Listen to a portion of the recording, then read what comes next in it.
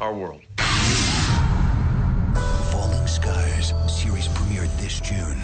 Only on TNT. We know drama. Well, little Falling Skies to start off Combat Radio, and the reason for that is not only because the series promises to be badass, but there's a couple of badass individuals that star in it. Good friend of ours who survived quite a few Combat Radio events with us, Mr. Peter Shinkoda. How do you do? Hello. Fantastic. And with him is Mark, otherwise known as... I go by Eric Mark, but my dad did want to call me Mark because he's a jackass. My mom vetoed that. That's what a parent wants to hear their son say on the radio. I mean, that would my all the dad's a affection in the jackass. Now with us is the man that actually made last week possible, Mr. Derek Forbes. Yes, thank you, and good morning. Yes, the man who actually rocked Universal for us and did some serious damage in a positive way on behalf of the City of Hope, an excellent charity. We always try to work with charities. He had no problem putting a show together, and if we can make the world a better place in the process of being a rock to the masses, then that's the way to do it. And it was a great week for you. A brilliant week for me. I mean, you yourself, you made the 2 weeks I've been here, getting that show together, getting everyone together, getting the band together. Tommy Dietrich, our good friend from Sky Parade, put the band together for me as well. Skylab, Loda Hadley, James Franco, everyone, Brian Nelson, Michael Cox for sure. Everyone got in the mix and made their contributions. All that kind of stuff. But anyway, so we just played the trailer for Falling Skies. That's obviously going to be a big deal. Peter has been telling us a little bit about. He can't disclose much, but he did tell us that it's loosely his character is loosely inspired by three of the more coolest characters in the Magnificent Seven. Which would be Eli Wallach, the bandit leader, right? The coward that ran away was only there for the gold, and the dude that tried to climb under a rock when the shooting started, right? Those three. Exactly. When I heard about that, I said I got to be on. That's a role of lifetime. It is. No, you're McQueen, basically Coburn, and Bronson is what the truth of it is. That's what I've been told. And those are three very, very cool guys. I have a friend, actually, director Michael Winner, who worked with Bronson extensively. Directed Death Wish, directed Chato's Land, unbelievable western. The Mechanic, the original Mechanic with Bronson, tells great Bronson story. Bronson would just show up on the set because he was a minimalist in terms of work. He didn't want to be there long. He didn't want to sit around and linger. So he would show up. What are we doing? You ride here, you get off. Not the thought process, not the big, actor studio bit. Just ride up. You're going to shoot this guy and this guy, and then you're gone in 2 hours. Basically, he was saying that Bronson was very much like, don't talk to me so much about motivation. Just tell me what I'm doing. And you can actually see it in Bronson's films. The wheels of sophistication in terms of intellect aren't turning, but the guns definitely aren't. Bronson just basically would walk in, and this is my gun, will be, bam, you're dead. Yeah. Now, call it a day. Although, he did some of the more fantastic movies, Great Escape, with McQueen again. Yeah. Battle of the Bulge. Yeah, Battle of the Bulge. Same director, actually. As Magnificent Seven. Since you said that would be forget, but that fellow you're talking about is actually Noah Wiley, stars of Falling Skies. That's his grandpa. Really? Yeah, I'm misplacing his name right now. Sturgis, right? That's it.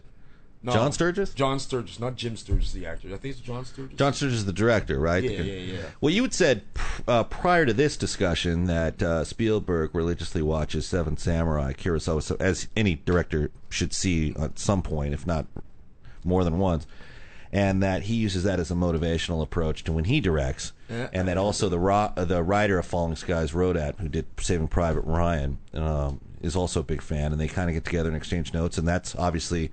As we all know, Kurosawa's Seven Samurai was the inspiration for 7 gunfighters from fucking hell under Yul Brynner. What's it called? Magnificent Seven. Yeah, I forget the title. Return of a Magnificent Seven. That one I'm not sure, but it's actually inspired several movies. But Magnificent Seven's the big iconic one here in the States. And that's when we got talking about how those are pretty good references to. So did you go back and you said, look, I'm going to have to watch this Magnificent Seven now because I'm the 3 coolest dudes in it? Yeah, I had to go back. It's because the Bob Rodat came up to my hotel room and he threw a stack of DVDs in my hand and said, "Watch them." And what else was in the stack? Let's review it. Children of Men, okay. The new one, Daniel Craig, Defiance, about the Jews that were hiding in the Russian Jews that were hiding from the Nazis in the forest. Seen it yet. Liam Schreiber and all those guys. what was that one? I think with the Rock Hudson or Cary Grant. They go to a post-apocalyptic Australia after like a bomb on the beach. The submarine, when they're in the submarine. Gregory Peck, I think. Gregory Peck, and they've remade that too with Amanda Sante. Watch that. He gave us Heart's War, a bunch of them. It was all about being beaten down, incarcerated. Is that what it was? Well, because that's the through line. That's the consistent theme in all those movies. Okay, so if it's about being beaten down and coming back, I think the DVDs I would hand you would probably be Rocky. Come on, Rocky 6. Rocky 6. Whatever Rocky was the Rocky before it got ridiculous. Rocky 1, Rocky 2, Rocky 3 is fun. Rocky 4 is a little bit... That's where he fights the Terminator, basically. I'd have to give you the original Rocky. I'd have to give you... probably Victory or Escape to Victory, as it's known in Europe. The Hand That Rockied the Cradle. No. The Hand That Rockied the Cradle. Yeah. What else? What other movies? Die Hard, of course. Dudes beat down, running around barefoot. And so he gave you all this, and did you actually watch them all? I watched them over the course of a few days, and he encouraged us to trade with the cast members, because he gave separate stacks to everybody. We didn't get through all of them, right. Each of us, but I watched a bunch of them. So you guys, you are a regular at the Comedy Store, semi-regular, right? You're a personality people can find there. Absolutely. Friday nights in the main room of the Comedy Store. So. And what are you doing in there? Are you hosting it, or are you? No, I'm trying to be funny. No, but I don't think there's any trying about it. You're a pretty funny guy. That's why I'm just So if we go down there, if our listeners storm the place, what can they see from Mark? One of the acts, what they can see is a bit of political humor, a bit of current affairs, a bit of making people laugh. Yeah, I like it. Yeah. We need more of you on this show. I'm going to do what I can. Ask Peter's publicist if you can come back. I will do so. May see you sometime in the near future. I'm green lighting that. He can come back without their approval. See, that's what I like about Peter, man. Peter's a class act.